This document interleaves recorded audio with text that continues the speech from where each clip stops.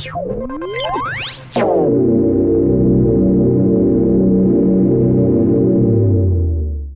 everyone, and welcome to our webinar this evening, Ignite Their Fire, Engaging Every Student. My name is Jamie McPherson, and I'm excited that you are here with us tonight and you took time out of your incredibly busy schedule to take in some content and hopefully some practical ideas to use tomorrow in your classroom. So with that, we will get started.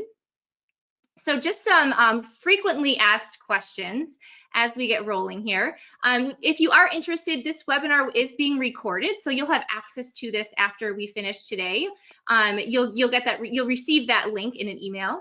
Also, there is a resource that kind of pairs along with this webinar. So everything you see today, there are resources for those in that resource document you see there. And Robin is here with us too. Robin will be putting that hyperlink into the chat for you to access. And Robin, would you like to say hi? Hi, everybody. Thanks for joining us. Awesome. So Robin is here for all those kind of behind the scene things that happen. If you have a tech question or anything like that, she is here to help us out today. So, so feel free to jump into that resource, or you can just access it after. That should be available to you anytime now. And as we get started here, I'm curious what grade of students each of you teach. So are you a lower elementary teacher, upper elementary teacher, middle school, high school, or other? Go ahead and make your selection. And Robin is going to share those results when we are ready.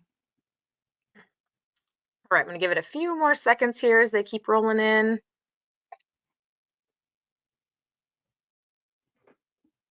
All right.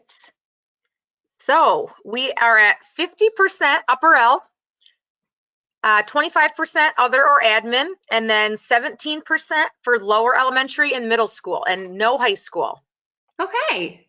Well, we love that every single one of you are here tonight and joining in. Thanks for sharing that a little bit of information for us. It helps kind of guide the way that we go about talking about the webinar today. I want to start by talking to our sponsor, which is Blue Apple Projects. These are project-based learning units that engage your students, teach the content that you need to teach, and also make the world a better place. And so with each project, you get a project plan and supplies, which just helps guide the project. These are all the engaging lessons that are designed to make learning memorable, meaningful, and fun, and easy for you to implement. Also, there's all of it is available online, which is really nice. So it can travel anywhere you are.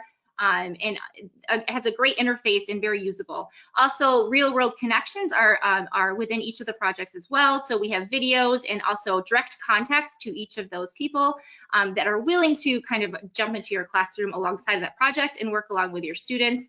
And also the content, cross-curricular content is available that tie directly to science, social studies, ELA, and math, and also SEL, and that is available for K-8. So that's a really nice feature of these projects, and also lots of different collaboration options, because we know that is essential to a successful classroom and a successful project-based learning unit. So if you are interested in learning more, feel free to go to blueappleteacher.org, and you could save 10% today if you enter the code webinar at blueappleteacher.org for that project. So we have 10 of them. Check them out. They are really, really awesome. So we're going to kind of frame up this webinar today with three kind of focus areas. We're going to talk about the spark, the kindling, and the firewood. And so we'll talk a little more specific to each of those, and we'll jump in here in a moment. But since this is a webinar on engagement and how we engage and ignite that fire in all of our students, I'm going to start with a little engagement strategy I love to use. And so this right here is called the mystery box. We're going to talk a little more to this in a minute. But there is something inside here that is essential to making all of this that you see today happening. So I'll shake it a little bit so you can kind of hear what's inside. And if you have any guesses, I know that I can't hear you, but shout them out to whoever is around you in the area. Curious to know what you think is inside our mystery box. And we'll talk a little more to that strategy in a moment here.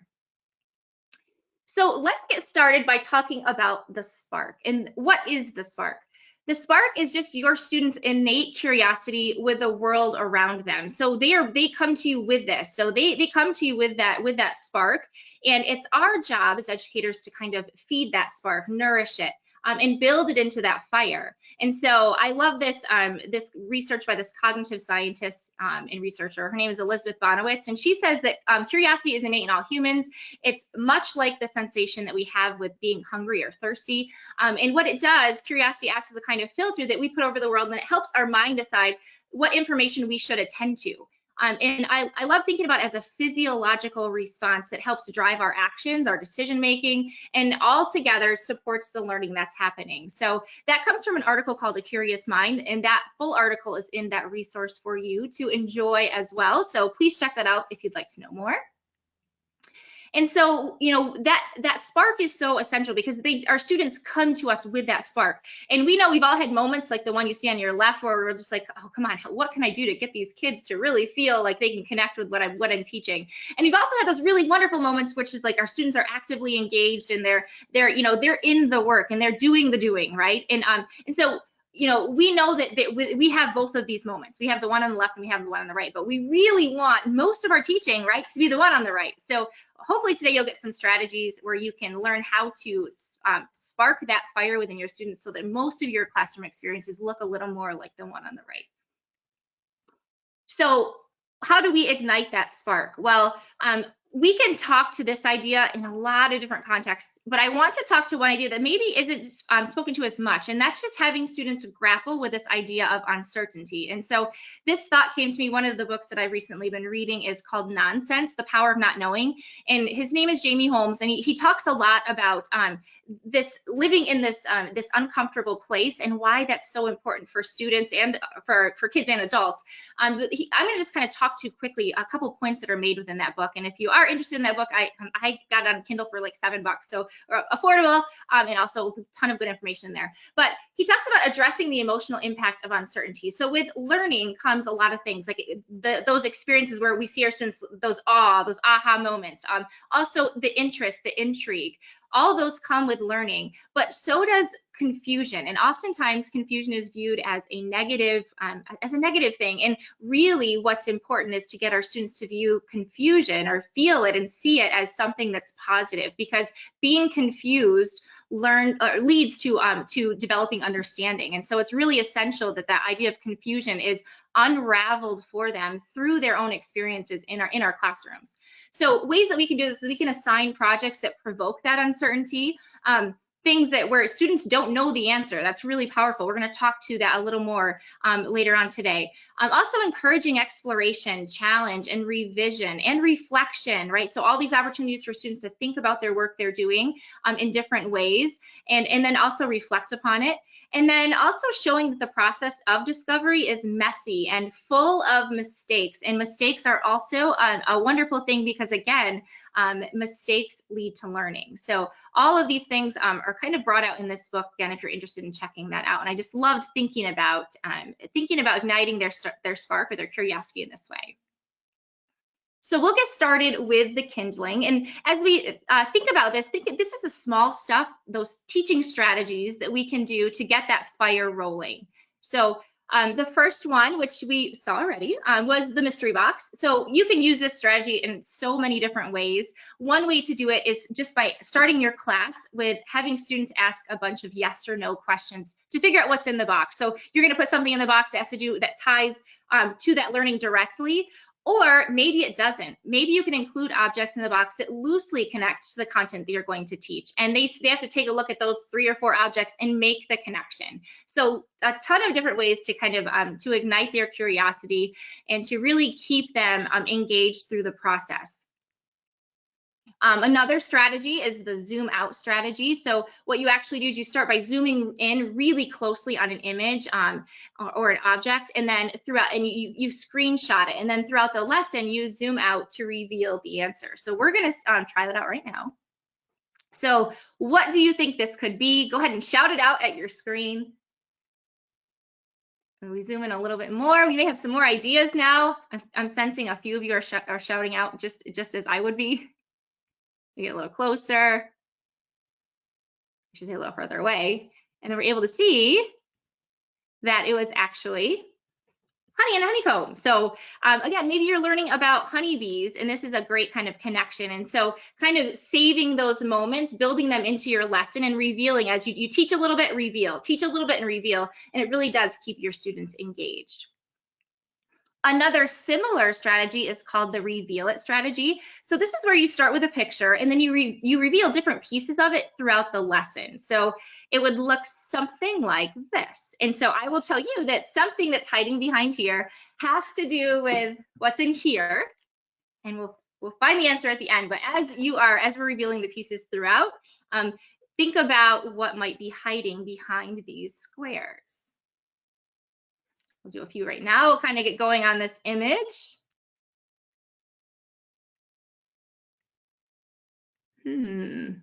So that's the last image. We'll pause there. We'll jump into the next strategy. So this is called impossible is nothing. Now, those of you that are risk takers, join me in on doing this strategy with your students. And some of you, this might be something you just choose not to do because it's a little uncomfortable for you, and that's okay. But some of the things you'll hear today are exactly that. It involves you taking a little bit of risk with your students, and some people feel comfortable with that, some people don't. It's totally fine either way. But I want to share with you both ends of that. So here's a little more risky one.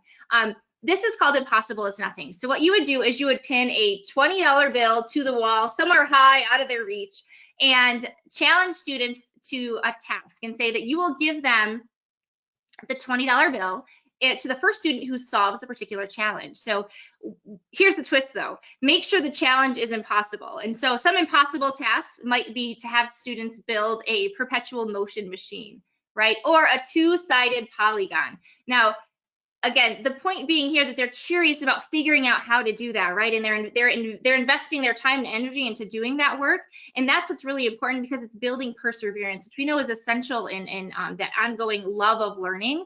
Is to keep them, allow them to persist through tasks that even when they're challenging. So, students learn to become fascinated by kind of poking and prodding at those problems. And of course, along the way, we're going to be sure to praise them for their efforts. But this one is called Impossible is Nothing. And again, it's definitely an out of the box idea and which I love. Another idea is these taboo tactics. So, for kids, there's nothing more tempting than that forbidden fruit, right? So let this strategy kind of serve as that apple. So before you teach new content, go walk over and like slowly close the door and tell students that you don't want anyone to know that you are sharing this information with them. So you're about to teach them a new idea that they are not supposed to learn yet. Kids, immediately they're fascinated with this, with the illicit, right? So this builds on that excitement. And again, any way that we can get them interested, intrigued is powerful. So feel free to try this one out too. We call it Taboo Tactics. Another way is through a strategy called choice boards. Now, these are a little more common, and we see a lot of these. And if you Google choice boards, there are a bazillion different options for these. Here are just a few examples, but this one is a STEAM and Maker choice board. Also, this water cycle kind of bingo board where they have to get a bingo. So they have some choice in all of these. Of course, that's the intent here. I also love this idea of a learning menu. So you give them a budget of $30, say, and they have to spend it on that menu. So of course, the main course meals, they're worth a little more. So, and they're going to involve a little more work where like the apps, they're a little easier tasks and not worth or the value isn't as high. So, so they could build their own meal, spend their own $30, and essentially the bottom line is they're getting to choose those activities. So, the wonderful thing about this is you could put in those activities that you really want them to do, and then also have them supply some ideas into these as well. So that way you're kind of sharing that ownership, and that too in itself builds engagement because students feel valued, and really that gets down to one of the essentials of getting them engaged is in making them feel like they're a valuable part of the classroom community. Another strategy is just sharing what success looks like. Now, I had trouble calling this kindling because it kind of lives between like kindling and the firewood, but I stuck it here because I think it fits fine here. But just being able to share what success looks like. So we all do a good job of like sharing out our learning targets when we're around the ideas that we're teaching our students about. But tying these learning targets to rubrics and using these rubrics to help drive the activity or the project is really powerful. And then also pairing that rubric with examples of exemplar student work. So, and when we say exemplar, sometimes that means below standard work, right? Because we want students to see, and we'll take, of course, you're taking the names away. Maybe these are last year's students, however you want to do that in a way that's confidential, but showing students what below standard work looks like in an actual example, showing what approaching standard looks like in an actual example, and then showing what on target or at standard level looks like is an actual example is important too. And then to even take that a step further, showing them like what is exceptional work, what does that look like, and being able to fit those in on a rubric. And then another way this works is just giving kids that exemplar piece and having them figure out where it falls on the rubric. Again, what we're doing here is just kind of showing them the roadmap to success. And so a lot of behavior issues that we see with our students when they come out, it's basically a lot of times because they didn't have a clear understanding about what it was that we expected of them. And so this really helps with that. So I think it's a really powerful strategy. Now, we're going to jump into a poll here. And that strategy you just saw is not on there, but the ones that are is we are limited to 5. So mystery box, zoom out, reveal it, impossible is nothing, and taboo tactics. Which of these engagement strategies interests you the most? And you could feel free to choose more than one. Robin is going to launch that for us.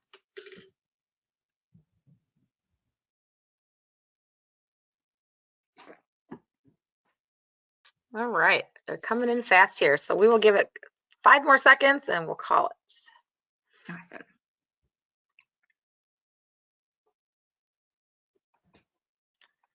All right.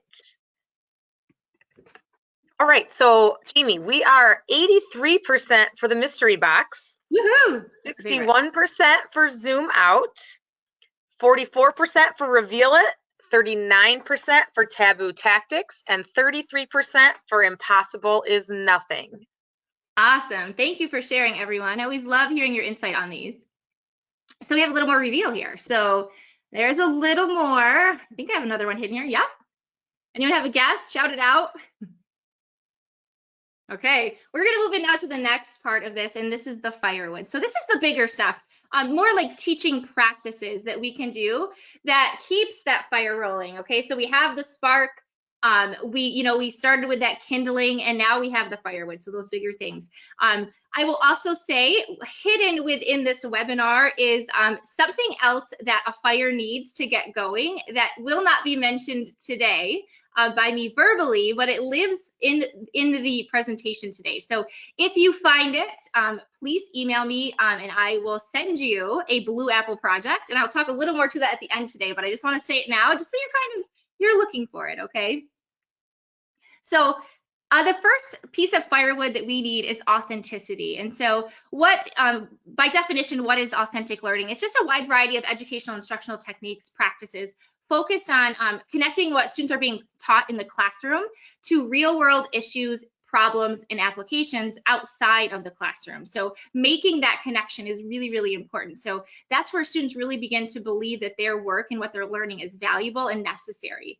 So one way to do that is just to make learning authentic through project-based learning. And so with PBL, students are doing the work that is real to them and it's authentic to their lives. And the work has a direct impact on, on their community, on their, in their neighborhood, in their school, but somehow in the real world outside of those classroom doors. So this is, again, important because students value, they're not asking that question as we jump into here. They're not asking that question, why do I need to know this? And so we can look here at this authentic learning, all the benefits of authentic learning experiences. And again, just driving home that fact, oftentimes students are like, why am I doing this? Why am I learning about this? With PBL, we can talk to directly why they're learning that, because it ties directly into the project that's helping make the world a little bit better.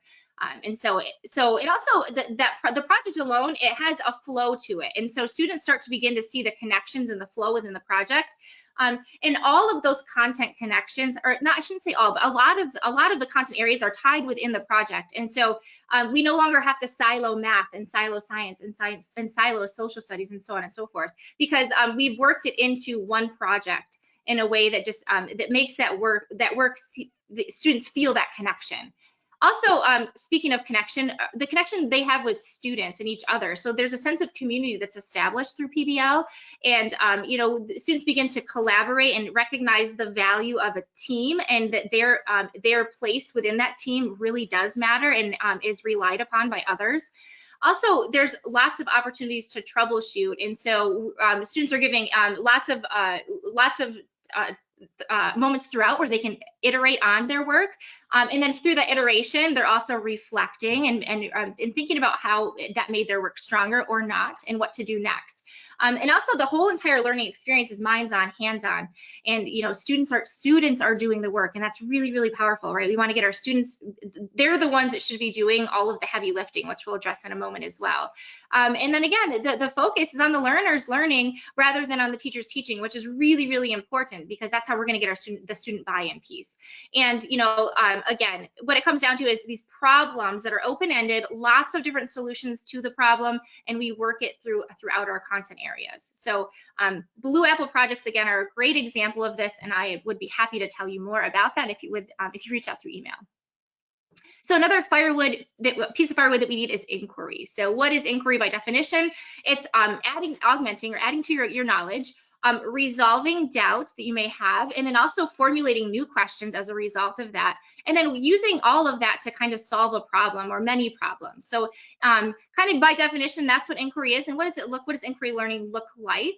We're going to kind of talk to it through these 4 pillars of inquiry. And if we can imagine creating learning experiences where we're doing all 4 of these things, it's really, really powerful. So the first one being that students don't know exactly what they're supposed to do. So we give them a big idea, we give them kind of that start, but we don't tell them how to arrive at the end. So again, we put them on the starting line, but that end point, that finish line, is up to them. And that drives into this next one, which is students choose their path of discovery. So we're going to be there kind of scaffolding their learning in lots of different ways, but ultimately we want them to have a lot of choice and voice, because we know that builds student agency, and that's really, really powerful. And then also students must articulate their understanding in a way that makes sense to you as their teacher, but also to each other. And that can be done through journaling, that can be done through discussion, collaboration, all those wonderful things. And of course, students are working as hard as possible and no harder, which basically means they're doing the hard work, not you. And that's the power of inquiry, because it's all student driven. And so they're jumping in the driver's seat, and they're driving the car, and you're kind of passengering, and you're along for the ride, and to help them where they need help, but really putting that work back onto them. So those are kind of 4 big ideas. And if you want to know specific strategies to each of those, because we're short on time, I didn't have time to go into a lot of these, but I am an email away, and I'd love to help you with that. So feel free to email me if you're looking for specifics. And then this last piece of firewood that we're going to talk to is rapport. So by definition, rapport is about learning who your students are, accepting and celebrating their uniqueness, and really listening to them and connecting with them. And you do this so very well. That's why you do what you do every single day.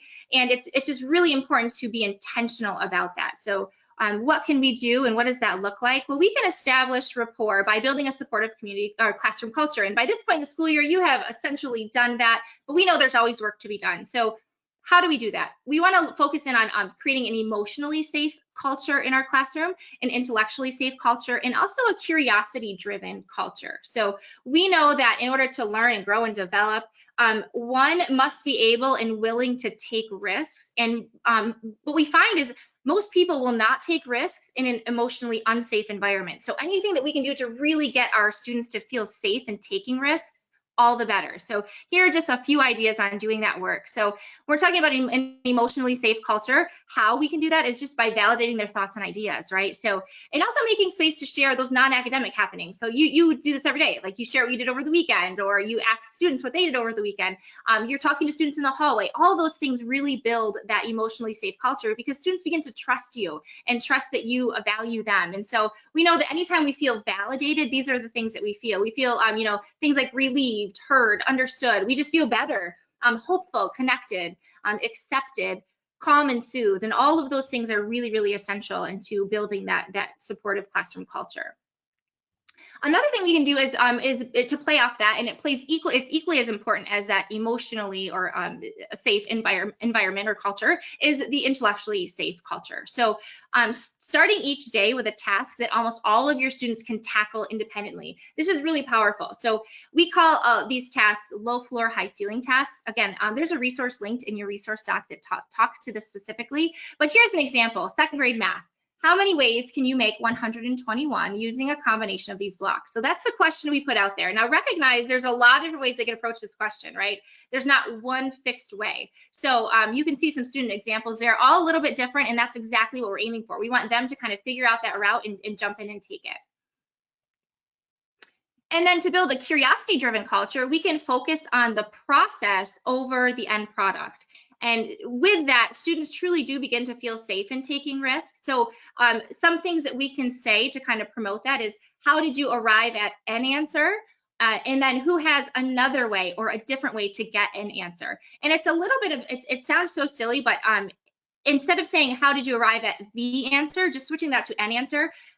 Two things. It first talks to the process above all else. And the second thing is we're showing students or telling students that there's not one single answer. It's an answer, not the answer, because the says one. And so we want students to know that there are probably lots of different answers out there, and you would like to hear all of them and how they arrived at those answers. So, so again, just a little different kind of play on words and how we say it and present it to our students. And so thinking about those strategies, those Firewood ideas there, making learning authentic through PBL, creating inquiry experiences with the 4 pillars, and establishing rapport by creating a supportive culture. Which do you find are most interesting to you? Go ahead and give you a moment to do that.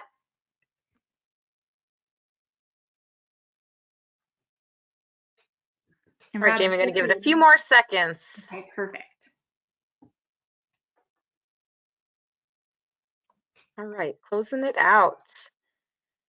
All right, so establishing rapport by creating a supportive culture comes in at the highest at 62%. And then the making learning authentic through PBL and creating inquiry experiences with the 4 pillars are both at 46%. Awesome. Thank you for sharing. Great, so we have a little more of the reveal here. Anybody have a guess? Hopefully you're shouting, again, shouting at your computer screen. People around you are probably wondering why you're screaming, and I love that. All right, let's see. Does anybody guess matches? Or AMH? So the big reveal is, you'll see a little clue there, you, okay? And so within this mystery box here is match. And so you are the one that gets it all started, right? And so you are the one that starts the fire, that gets it going. And I love thinking of you teachers as that, because that's exactly what you are. You're everything that's necessary to really get all of those wonderful things rolling. So with that, I want to remind you, well, I'll tell you about one thing before I jump into this next slide here, but if you like what you heard today, tell your administrator about us. We would love to come to your school. We can do that in person or virtually. We have a lot of different flex PD options. So everything from project-based learning to inquiry-based instruction, collaboration and communication, critical and creative thinking. I could go on and on and on. And what you see here is only just a small portion of what we do. And if you don't see it here, that's another fun thing we do, is we get to create PDs around the things that you really need, and we customize them for you. And so if you are interested in learning more or understanding more, tell your administrator to get in contact with us. If you are an admin, jump in and get in contact with us. We'd love to touch base with you and figure out how we can build that relationship. And then with that, I want to also invite you all to the next webinar, which is SEL, Sell Your Way to the Finish Line. The date of that is Wednesday, May 18th, and that is, again, from 4 to 4:30. And so we'd love for you, again, to join us for that one, which will be a great way to kind of begin to wrap up the school year, right? And of course, a huge thank you and shout out to all of you for the work you do every single day. You will be, I believe there's a survey here that Robin will be sending your way. And also, I am here for any questions that you have. I'm just an email away, jamie.mcpherson@vaei.org. And also, if you could find what fire ingredient was hidden and not mentioned, so it's hidden somewhere in those slides, you have access to those slides to that resource doc. Share with me by tomorrow, April 21st, and I would be more than happy to give you a Blue Apple project of your choosing for sending that answer my way. So just a very small way to say thank you for all the wonderful work you do each and every day. And so with that, have a very good night. Enjoy the rest of your school year, and please reach out if I can be of any help.